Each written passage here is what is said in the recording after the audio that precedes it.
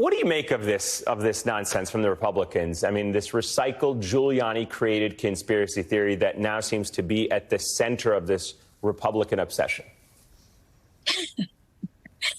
I mean, the Republicans are like good at distractions. And that's exactly what we have. It is so unfortunate that they're talking about what they read, but let me make it very plain for the people that are watching.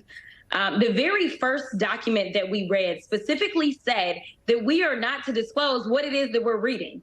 So I'm going to tell you that for some reason, I don't really trust their ability to actually read and take in what it is that they've read, because the very first page said, do not talk about the contents. And so all I will say, because as Democrats, we like to follow rules, is that their rendition of what was in this document is a little different from what I read in this document. Now, granted, I did read the redacted version. I've read redacted documents for years and years and years practicing law, but I'm telling you, I don't think that those few black marks that I saw had all this information that the senator has been talking about.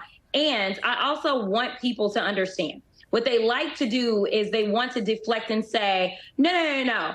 Forget Trump. What about Hillary? No.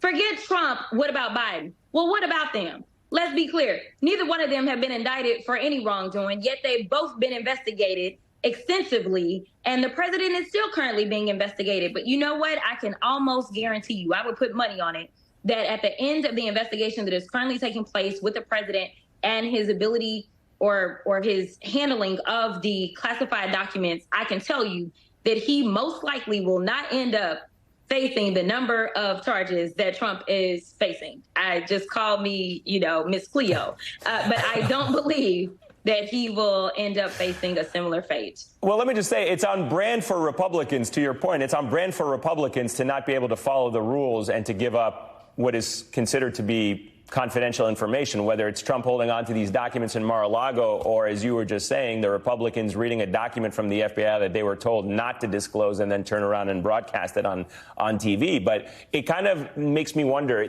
as you said, this is about politics, more or less, and I'm kind of putting words here in your mouth, but tell me about this, because I think Republicans are doing this or pushing this the same way they pushed Benghazi to try to lower Hillary Clinton's numbers. That's what Kevin McCarthy at the time said, and now they're trying to do this to hurt Joe Biden politically. Am I wrong?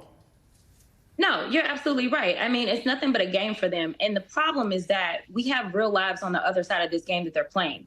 And I do want to go back really quickly to something that you just said. We should not trust Republicans with any secrets. Right. I mean, if y'all haven't realized that from seeing all the boxes in the bathroom, just listen to this nonsense. And at the same time, we also should not expect the truth out of the Republicans, because theoretically, I guess technically, they haven't necessarily disclosed everything that was in the documents, because honestly, some of this stuff they're talking about, I'm like, that wasn't in there.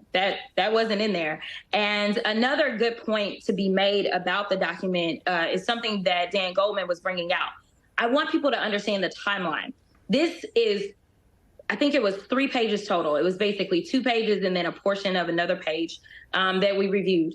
And as far as the timeline is concerned, we're talking about someone recounting something that was told to them at least 3 years after allegedly they were told this, and they had all these details in their mind and whatnot. And also, to be clear, as my ranking member who can be trusted with the truth, Jamie Raskin, he laid it out and made it clear that it's not that this information came and then it was just thrown away. It was actually Trump's administration. It was Trump's DOJ that received this information, and they followed through, and there was nothing to follow through with. So, yes, we do have all these ghost witnesses and things like that. But let me tell you who has real witnesses. Trump, his lawyers, they coming out for him. They pierced the attorney-client privilege. Trump's lawyers are recording the conversations that they're having with Trump. Most of the case that is built by Jack Smith, according to the indictment, included people who were in Trump's inner circle.